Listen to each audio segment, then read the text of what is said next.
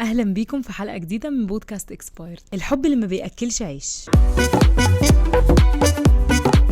في مبدأ كده احنا عايشين بيه دلوقتي ومش بقى اكسبايرد، احنا محتاجين باسكت كبير ونولع فيه بعد ما نرميه في الزباله. للاسف المعتقد ده هو ان الحب لوحده كفايه. ليه؟ معرفش.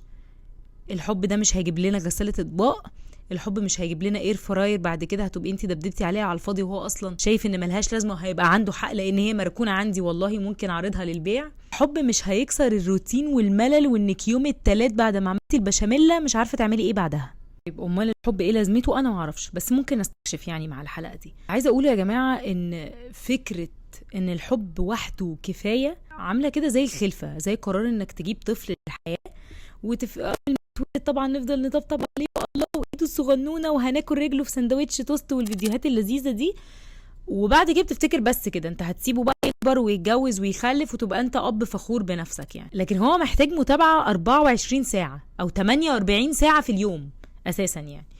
هي نفس الصدمه بالظبط، هي فكرة الحب في المطلق كده، هو احنا حبينا بعض يلا بقى خلاص بقى كده المفروض نعيش هابي ايفر افتر. لا، هو الافتر هيجي يحاسبنا على ان احنا كنا فاكرين ان احنا هنبقى هابي اساسا. كل نقطة محتاجين ان احنا نكسرها ان الحب اوتوماتيك. دلوقتي في كتاب The 7 Principles for Making Marriage Work ده لجون جوتمان، تمام؟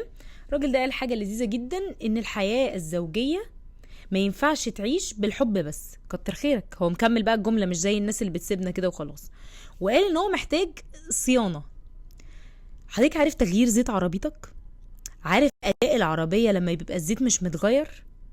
عارف اهمال الزيت ممكن يوصل العربية لايه؟ هي نفس الفكرة كده، احنا محتاجين نغير زيت العلاقة دي. الجملة تحس في حاجة غلط بس انا بتكلم بجد. اي علاقة في الحياة عشان تنجح محتاجة صيانة. طيب حاجة تانية، في دراسة اتعملت في جامعة هارفارد قالوا ان الازواج اللي دايما بيحاولوا يطوروا علاقتهم عندهم رضا عن العلاقة 60% اكتر من الناس التانية، تمام؟ فاحنا اول حاجة فلترناها ان الحب المفروض يبقى اوتوماتيك. لا، هو مش اوتوماتيك خالص، وبيحتاج صيانة وتغيير زيت، ونحاول نهندل كل حاجة حواليه لان الحب مش هيمشي كده. نكسر بقى القاعدة المبهجة التانية اللي دي بيقع فيها ناس كتير جدا، وهي إعادة تعريف الرومانسية.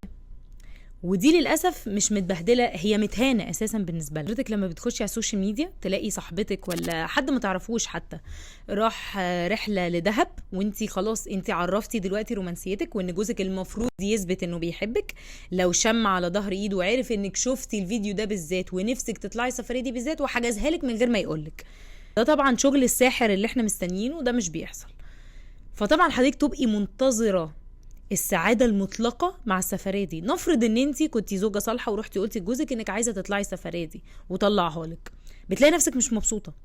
طب ايه يا جماعة؟ هل انا كئيبة؟ جيناتي كئيبة يعني؟ هل انا البوز جوايا مش قادرة اوفر كام البوز، ولا ايه اللي بيحصل؟ انا هحكي لك ايه اللي بيحصل. فكرة كلها عارفين الفايف لانجويج اوف لاف، يعني 5 لغات الحب. الناس فاكرة انها بتبقى في الاول بس، الموضوع طلع مش في الاول بس، مفاجأة مش كده؟ يعني ايه؟ يعني حضرتك بتخشي العلاقة او الجواز وبتبقي عايشة بيه انك فاكرة ان الرومانسية حاجة ثابتة، وانت وكمان الرجالة سبيشالي بتبقى فاكرة ده، بتبقى فاكرة ان انا جبت لها ورد هي عايزة ايه تاني، جبت لها شوكولاتة هي عايزة ايه تاني، انا قلت لها نتعشى في البيت عشاء رومانسي مع انها تغسل مواعين، عايزة ايه تاني؟ هي اصلا يعني محتاجة غسالة اطباق، وهي قايله لي انا شخصيا، يعني انا بره علاقتكم انتوا الاثنين وهي بعتت لي على المسجز وقالت لي، تمام؟ وانا ممكن افضحكم دلوقتي في الستوري.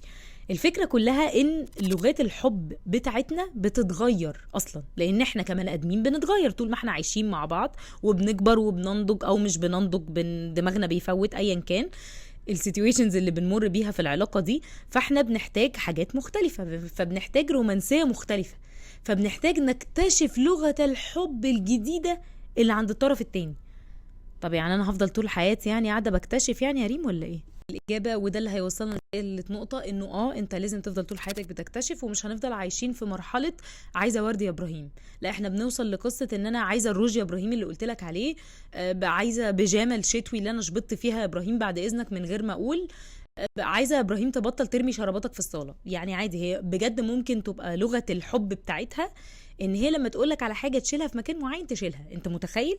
بكل الصرف اللي انت عملته ده مجرد تشيل فردتين الشراب جوه نفس السبت.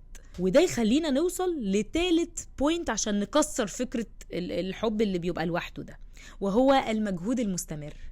حضرتك محتاج تنهج معانا معلش في العلاقة دي بعد إذنك. في دراسة عملتها مجلة اسمها Psychological Science بتقولك إن الحاجات التافهة هي أصلا اللي بتخلي العلاقة تدوم، مش الحاجات الكبيرة. يعني بغض النظر انها عامله سيف لفيديو واحد جاب لواحده مرسيدس وحطيتها في بوكس هدايا كبير، انا اصلا يا جماعه اللي بيلفت انتباهي في الفيديوهات دي هو حطها في البوكس ازاي، ده اساسا يعني بغض النظر عن البوينت دي خالص. مراتك اتفه من كده صدقني، عامله له سيف كده وخلاص تمام. اللي عايزه اقوله لك انه مجرد انك تعمل لها كوبايه شاي معاك وانت واقف، تبتسم في وشها، ها ومش عايزه اتك عليك يا استاذه عشان البوز خلاص احنا محتاجين نعمل بوستر للبوز في الصاله عندنا، ده للاسف هيخليني اتفلفس معاكوا شويه، بما ان كده بنتي لسه ما حسيتش ان انا قاعده بصور هنا وهتبوظ لنا البودكاست كله. انه يا جماعه احنا بنتعامل مع الحاجات البسيطه اللي نعملها نعبر بيها عن حبنا لبعض او تخلي العلاقه لذيذه، بنتعامل معاها زي القسط. انت متخيل احنا محولينه لقسط شهري غتت كل 3 شهور، خناقه على مثلا هي تروح ضربه البوز اياه، تروح منكده عليه يومين 3 فيفتكر انه محتاج يخرجها فيخرجها. نفس القصه قبل عيد الجواز برضو بيبقى قسط شهري كده انت بتبقى مش عايز تخش عليه. ده للاسف احنا حولنا الموضوع انه حاجه واجب اوفر، والمفروض تعمل حاجه كبيره قوي عشان هي بقالها كتير مراكمه، او انت المفروض تعملي حاجه تغيري من نفسك كومبليتلي عشان انت بقالك كتير مثلا مقصره في اريا معينه معاه. فبنبتدي نحس ان الموضوع بقى واجب، وبقى واجب مستفز احنا بنهرب منه. هو في عيد جوازنا يا رب ما تاخد بالها ان انا مثلا مش هقدر انا اخرجها الاسبوع ده، او يا رب ما تيجي تقفش عليا في كذا، وانت حرام بقى القفش مترجم عندك ان في حاجه انت نسيها، رغم ان هي ممكن تكون قفش عشان بجد بقالها كتير ما حسيتش بالمشاعر كده اتجاهك، انتوا كل واحد فيكم في الروتين بتاعه مش حاسين بحاجه. فيا جماعه مشكله الجواز الاساسيه ان احنا بنتعامل مع التعبير عن الحب ان ما خلاص بقى احنا اتجوزنا وعندنا عيال شحوطه في مدرسه وعايزه ايه بقى خلاص فكك، رغم ان مجرد زي ما قلت لك تعملها كوبايه شاي بلبن معاك دي هتبسطها. انتي من غير كان طالب لك من يومين كده غدوايه نفسه فيها، مع انك عامله غدا تروح عاملاها له مخصوص قبل ما يرجع كده من الشغل، دي لوحدها تاتش لذيذ. يعني شويه التاتشات اللذيذه دي هي اللي ايه يعني، وده كلام دراسه مش بفتي، بس هي دي اللي بتخلي العلاقه تدوم وتبقى احسن. انا حابه من موقعي هذا وشعري لسه مش متسرح عدل الى اني اقرر قرار مصيري ان احنا هنولع في فكره الحب لوحده كفايه. وللاسف الناس شالت دي وحطت ان محتاجين فلوس، محتاجين جمال، محتاجين جاه وسلطه.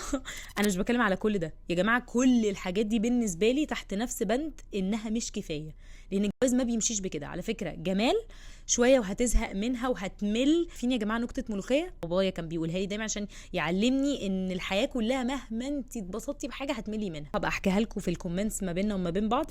اللي عايزه اقوله ان الحياه طبيعي تبقى ممله، فحضرتك اتجوزت ملكه جمال هم يا سيدي سنه، اقول لك سنه مش هقول لك شهر وشهرين، سنه وبعدين هتزهق وبالنسبه لك هتبقى عادي جدا. اتجوزتي حد جاه وسلطه ومال، قاعده منتخه على الكنبه بتاعت باجمد لبس في الدنيا باجمد براندز في الحياه، وبرده ما بتتكلموش مع بعض كتير وعلاقتكم مش كويسه. فخلينا بس نخلص من القصه دي يا جماعه، ان احنا نكسر فكره مش الحب بس، انا بتكلم حتى على حب او فلوس او جاه وسلطه او جمال. كل الحاجات دي بالنسبه لي مش هي اللي بتخلي العلاقه الزوجيه تدوم، فاحنا محتاجين نكسر بقى كل الحاجات دي. المال بيبسط على فكره وبيساعد، تمام انا معاك، بس صدقني مش هو اللي بيعمل العلاقه الكلوز قوي، والا لما كناش شفنا ناس اغنياء جدا ومش محتاجين حاجه في الدنيا بيتطلقوا. جماعه شاكيرا اتطلقت يا جماعه. خلاص بقى نلخص الحلقه دي بايه، ان الثلاث حاجات اللي احنا قلناهم دول هم دول اللي بيخلوا العلاقه تدوم. تمام. وعايزاكم برضو تشاركوني في الكومنتس، يعني انتوا كنتوا شايفين اكيد كل واحد فينا في حياته شاف علاقه كده الحب مولع في الذره وتلاقيهم ما كملوش سنه جواز اصلا واتطلقوا، الواحد ما بيبقاش فاهم ليه. بغض النظر انا مش عايزه انتقل لاريا تانية ان في فعلا اسباب بتخرب البيت، او في اسباب فعلا خلاص ما ينفعش بعدها كلام، زي مثلا شخص لا قدر الله طلع انه بخيل، شخص خان تاني، الكلام ده كله يعني اكيد احنا بنبقى عارفين ان في حاجات كده معينه خلاص بتنهي العلاقه. لا انا بتكلم على دوام العلاقه بطريقه لذيذه، ان احنا 3 بوينتس اللي احنا قلنا لهم دول بجد دول اللي بيخلوا اتنين عايشين مع بعض، مش عشان مجرد العيال او عشان خلاص ما انا هروح فين، يعني ادينا متلقحين في البيت. في اخر الحلقه النهارده اللي عايزه اقول ان مش بتكلم ان الحب بقى اكسبايرد، ولا الحب ملوش معنى، ولا ان الحب اصلا يا جماعه بقى اي كلام خلاص، ما بقاش في اتنين بيحبوا بعض خالص. انا بتكلم على جمله الحب وحده يكفي، لا دي محتاجين نرميها في الزبالة حرفيا، لان ده لا يكفي. وعلى فكرة ولا الجمال ولا المال زي ما اتفقنا، دول كلهم لا يكفوا. طب ايه بقى اللي بيكفي؟ لا حضرتك تابع الحلقه بقى من الاول بقى، ابتدوا بقى اسمعوا البودكاست. يعني انا مش سايبه بنتي وقاعده بصور هنا في الاوضه الدفا دي الجميله ولابسه لكم البطانيه عشان نقعد نسال الاسئله تاني. استنى منكم بقى تحكوا لي في الكومنتس ايه العلاقات اللي كنتوا مستغربين جدا انها انتهت، وشايفين فعلا ان يمكن كان بينقصها البوينتس اللي احنا قلنا عليها عشان كده ما كملتش.